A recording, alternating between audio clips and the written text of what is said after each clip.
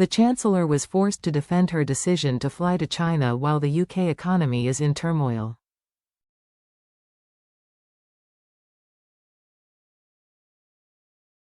Under fire, Chancellor Rachel Reeves has defended her decision to fly to China while the UK economy is in turmoil by insisting the trip will raise living standards.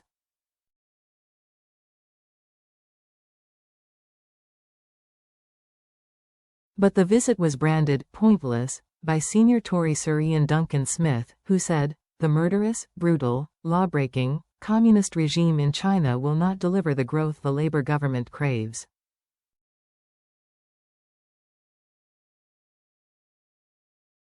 And there is growing anger among Labour MPs who believe Ms. Reeves is out of her depth and should never have been appointed to her Treasury job.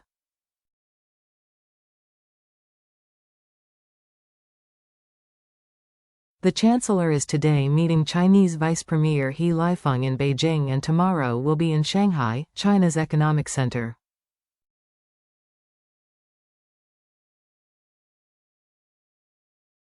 She is the most senior British politician to visit the communist nation since former Prime Minister Theresa May in 2018.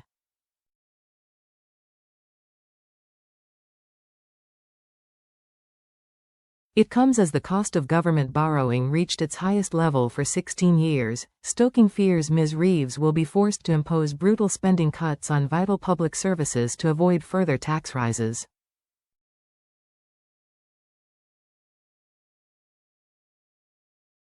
Chaos on financial markets continued yesterday as the yield on government bonds, or GITs, rose again before falling back slightly.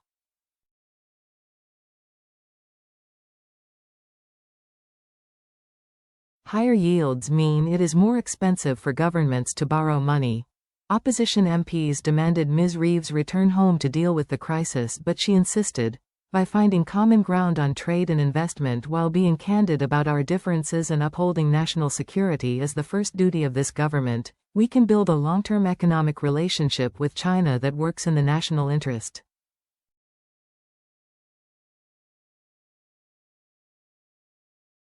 The Chancellor said the visit was part of the government's plan for change, which is about growing the economy and raising living standards.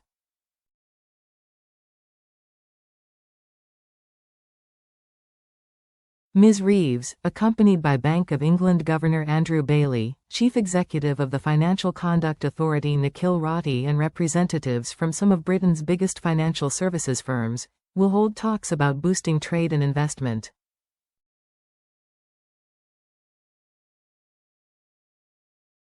She also said she would raise human rights abuses in Hong Kong and urge China to end economic support for Russia's invasion of Ukraine.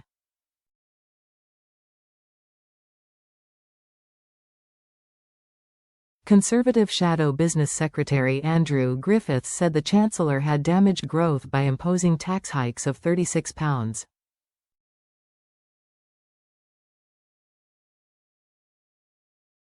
$2 billion, including increasing employer national insurance contributions. He said, to deal with Labour's choices, businesses will have to either cut jobs, cut investment, or raise prices.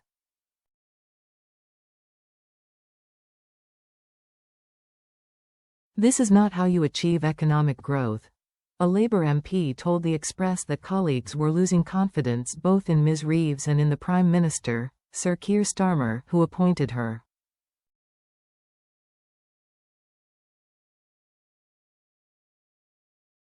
The MP said, Rachel has bet the house on growth, but growth is not coming and she hasn't said how she is going to bring it about.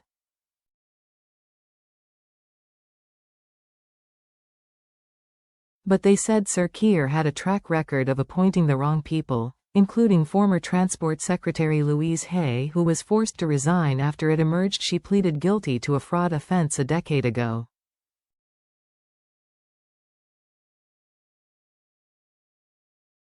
The Labour MP said, the view in the tea room is that Reeves is part of a wider issue that he has selected the wrong people.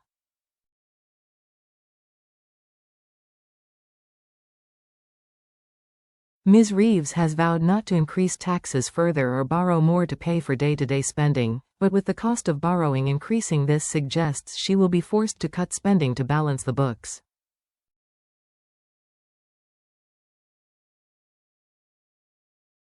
Chief Secretary to the Treasury Darren Jones repeatedly refused to rule out cuts when pressed by Tory MPs in the Commons this week.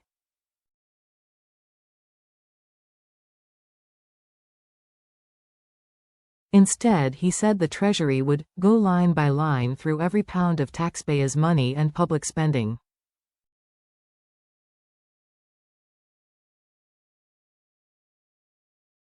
Ministers are being summoned to explain how every pound they spend contributes to the missions set out by Sir Keir when he first became Prime Minister, which include improving the NHS, cutting crime and improving schools.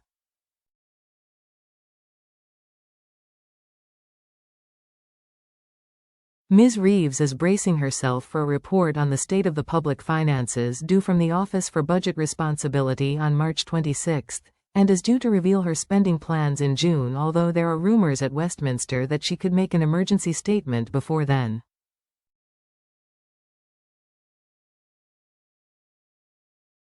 Industry leaders say financial markets are losing confidence because tax hikes and increases to the minimum wage are forcing employers to cut back on investment and threatening growth.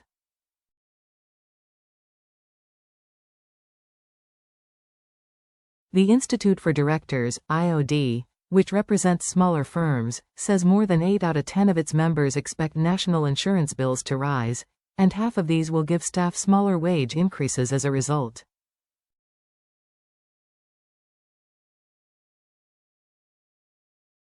IOD chief economist, Anna Leach, there is an overall sense of concern and uncertainty.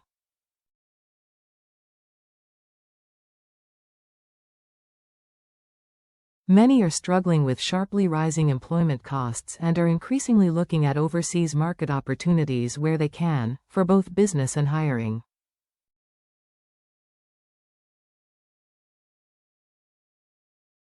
She added, "We understand the need to fix public finances but worry that the impact on the private sector, combined with inheritance tax and business property relief reforms, will undermine growth and ultimately public finances."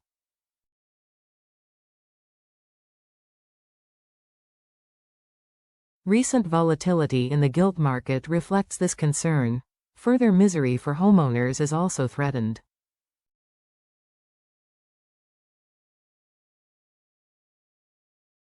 Matthew Ryan, head of market strategy at global financial services firm Ebury, said elevated gilt yields are likely to be reflected in higher mortgage rates, which would provide a further squeeze on household disposable incomes.